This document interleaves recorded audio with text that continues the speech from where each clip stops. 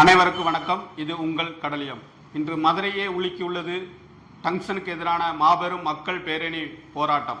இன்னைக்கு 20 கிலோமீட்டர் மக்கள் பயணித்து இன்னைக்கு ஒரு மாபெரும் எழுச்சி போராட்டத்தை தமிழ்நாட்டையே திரும்பி பார்க்கும் அளவுல இன்னைக்கு 48 கிராம மக்கள் முன்னிருந்து நடத்தியிருக்காங்க.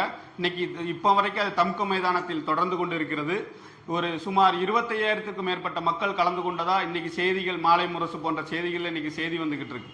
நம்ம இன்னைக்கு மக்கள் ரொம்ப தெளிவா இன்னைக்கு இந்த விஷயத்தை கையாளுறாங்க. இந்த எந்த அரசியல் கட்சியாலும் இங்கு இந்த டங்ஷன் ஆலையை, டங்ஷன் சுரங்கத்தை விரட்ட முடியாது என்பதை மக்கள் உறுதியா இருக்கிறாங்க, மக்கள் தெளிவா இருக்கிறாங்க. எப்படி ஜல்லிக்கட்டுல மாணவர்களும் மக்களும் ஒன்று கூடி எந்த அரசியல் பின்புலமும் இல்லாமல் இந்த ஜல்லிக்கட்டை வென்றோமோ, எப்படி ஸ்டெர்லைட் போராட்டத்தில் தூத்துக்குடி மக்கள் எந்த அரசியல் பின்புலமும் இல்லாமல் மக்களாய் அணிதிரண்டு எப்படி ஸ்டெர்லைட் ஆலையை விரட்டி அடித்தோமோ, அதே போன்றுதான் இந்த டங்ஷன் சுரங்கத்தை விரட்ட முடியும் என்பதில் மக்கள் உறுதியா இருக்காங்க. முதல்ல அவங்களுக்கு என்னோட நெஞ்சார்ந்த நன்றியை நான் தெரிவித்துக்கிறேன். இந்த டங்ஷன் போராட்டத்துல தமிழக அரசு இரு வேடம் நடிக்குதுங்கிறது நமக்கு உறுதியா தெரியுது. இன்னைக்கு மக்கள் இந்த போராட்டத்துக்கு அனுமதி கேட்டாங்க, ஆனா அரசு இப்போ அனுமதியை மறுத்தது. அதனால மக்கள் தடையை மீறி பேரணி நடத்தினாங்க.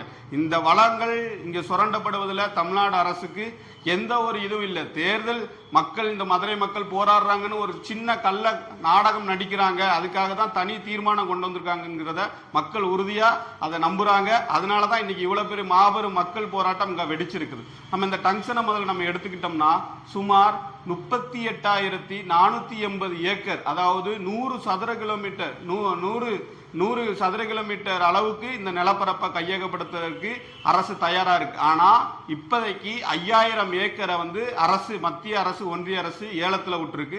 அதை வேதாந்தத்துக்கு கீழே இருக்கிற இந்தியன் சிங் என்கிற அமைப்பு நிறுவனம், கிளை நிறுவனம் அந்த இடத்த ஏலத்துல எடுத்திருக்கு.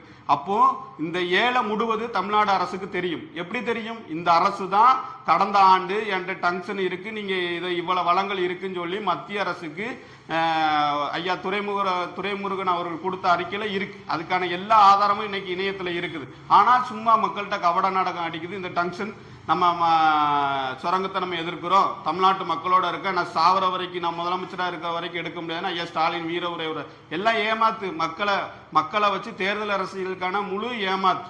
இன்னைக்கு நம்ம இதை ரொம்ப முக்கியமான இயற்கை சூழலும் பண்பாட்டு ரீதியான நிலமும் கூடிய இந்த நிலம் தான் இந்த அரிட்டாப்பட்டியை சுத்தி இருக்கிற இந்த 48 கிராமமும். நீங்க அதுல முதல்ல நம்ம இன்னைக்கு செம்மொழி அந்த அந்தஸ்து பெறுவதற்கு முதன்மையான கிராமமா இருந்தது இந்த மதுரை மாவட்டத்தில் இருந்த அரிட்டாப்பட்டியில இருந்த கிமு 3ஆம் நூற்றாண்டுல ஐயா பாண்டியன் நெடுஞ்செழியனோட கல்வெட்டை கொண்டு போய் தான் கலைஞர் அதை வாங்கினாரு. அந்த செம்மொழிக்கான அந்த அங்கீகாரம் நமக்கு தமிழ் மொழிக்கு கிடைச்சது.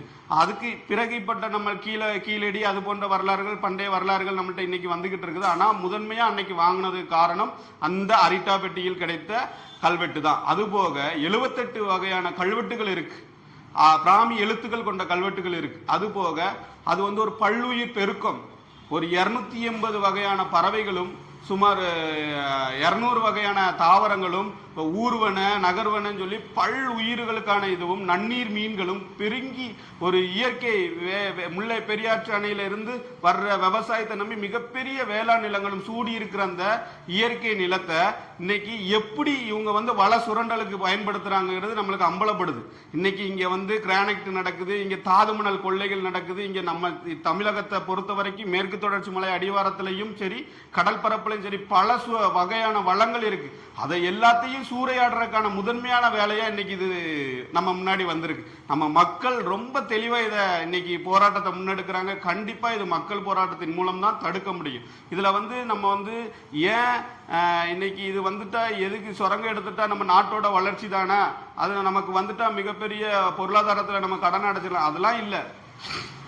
உலக நாட்டு தேவைகளுக்கான வளம் இது நமக்கான வளம் இல்லை.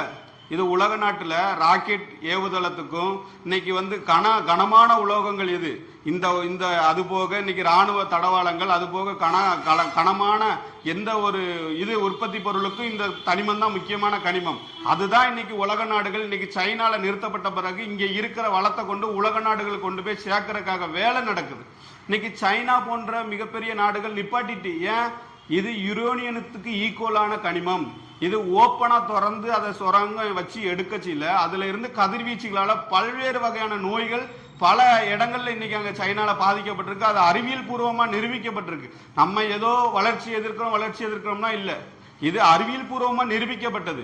இன்னைக்கு கூடங்குளம் அணு உலையில இருந்து வர்ற கனிமம் கழிவுகளை எங்க இருக்குன்னே நம்மளால இது கண்டுபிடிக்க முடியல. அது கடல்ல கொட்டப்படுதோ என்ன ஆகுதோ என்னன்னே நமக்கு தெரியல. இது இந்த விஷயத்தையே நம்மளால பார்க்க முடியும். இன்னொரு ஒண்ணா அப்படிங்கிற கேள்வி இன்னைக்கு அந்த மக்களுக்கு வந்திருக்கு. அதுவும் இல்லாம அந்த வரலாற்று சின்னங்களை அந்த மக்கள் ரொம்ப தெளிவா இன்னைக்கு கோரிக்கை வைக்காங்க. என்ன சொல்றாங்க?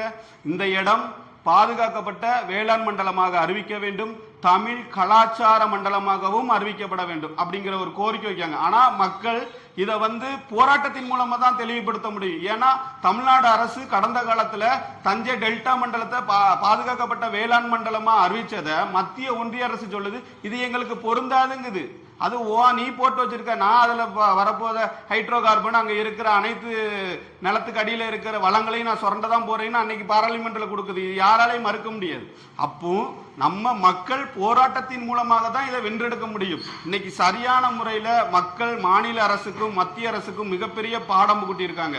இந்த வளங்கள் பாதுகாக்கப்படணும், இங்க இருக்கிற இது பாதுகாக்கப்படணும்னா மக்கள் போராட்டத்தால தான் முடியும். எந்த அரசியல் கட்சி பின்புலமும் இல்லாமல் இந்த மக்கள் போராட்டம் வெல்லணும். நன்றி, வணக்கம்.